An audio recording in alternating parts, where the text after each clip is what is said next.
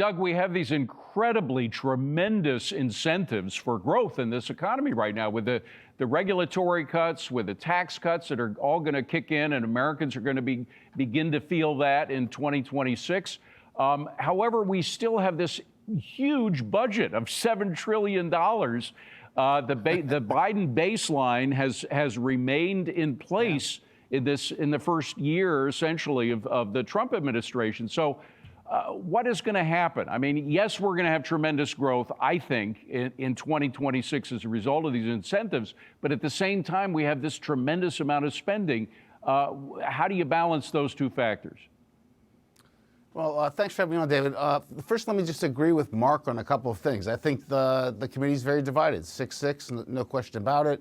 I think he read it right. Williams coming out and saying that he'd like to cut is the chair tipping his hand, and so the market probably has that right. For the record, I think you probably shouldn't cut. When inflation got down to 2.3%, it's been going north, and in a world where inflation is rising, I think the weight of the evidence has to be that there's some real big problem in the labor market if you're going to go ahead and cut, and there isn't. I mean, the most recent report we got said that unemployment went up by a tenth because too many people entered the labor market to find jobs. We created over 100,000 jobs narrowly, I admit that, but that's not a disaster area that merits an emergency cut. So I think, given what the Secretary said, you're looking at a strong 2026. The tax cut flows are going to show up in the first half. That's going to boost growth.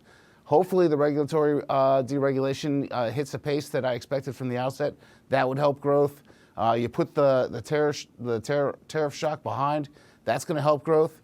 All of that says that you don't need to be doing something now, which is going to take 6 to 9 months to have a real big effect Mark, anyway. The problem is that the interest rates right now are set with a backward thinking. I mean, they just the same way that the amount of spending by the government is out of control, so are those interest rates that topped out in order to fight inflation. Now you have the tremendous increase in goods and services because of these incentives in the economy, which has a lower effect on inflation, doesn't it? So, I mean, now is the time to start getting those rates back in order with what's happening with the economy.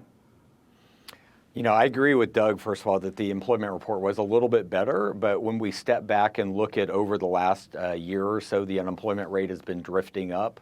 And so I would take another rate cut here.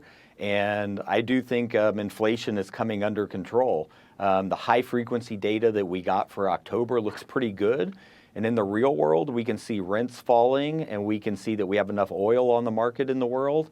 And so I don't worry as much about inflation going forward, and therefore I would take out a little more insurance on the growth side just because we're waiting for that tax bill to take effect, and it's really going to be hitting March and April, and that's why I would do one more right here. Doug, don't you think that the extra goods and services that are going to be put in the market as a result of the growth that we're going to be experiencing means that there is a downward push on inflation? You don't have to worry about inflation just because the economy is going to be growing a lot. That's, I mean, the old Phillips curve idea, maybe the folks inside the Fed believe that, but I don't think you do you?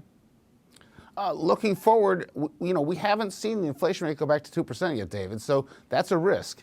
And you and I can both think back to how popular it was to have high inflation. That is one of the most economically damaging phenomena that you can have. Yeah. And if you let it get entrenched in the economy, you pay the price. So I say, if you're going to make a mistake on fighting inflation too much as opposed to too little. You don't see a recession on the horizon, though, do you? No. Yeah.